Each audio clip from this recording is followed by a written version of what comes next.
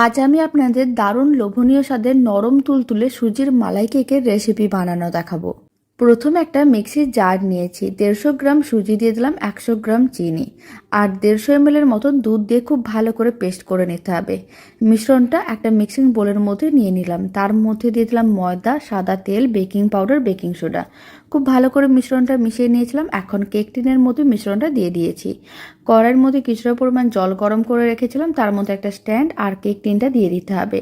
ঢাকনা বন্ধ করে 20 মিনিট রান্না করে নিয়েছিলাম। কেকটা রেডি হয়ে গেছে। এবার কেকটাকে ডিমোল্ড করে নিতে হবে। তারপরে এইভাবে স্টিক দিয়ে কয়েকটা ছিদ্র করে নিলাম। এখন মালাইটা রেডি করে নেব। তার জন্য জল, গুঁড়ো দুধ ও চিনি দিয়ে এইভাবে মালাইটা রেডি করে নিয়েছিলাম। কেকের মধ্যে দিয়ে দিলাম আর পেস্তাটাকে এইভাবে গুঁড়ো করে দিয়ে দিতে হবে। তাহলেই রেডি হয়ে যাবে দারুণ স্বাদের সুজির নরম তুলতুলে মালাই কেক। বাড়িতে বানিয়ে দেখতে পারেন, বানানো একেবারে সহজ আর খেতেও ভীষণ ভালো হয়।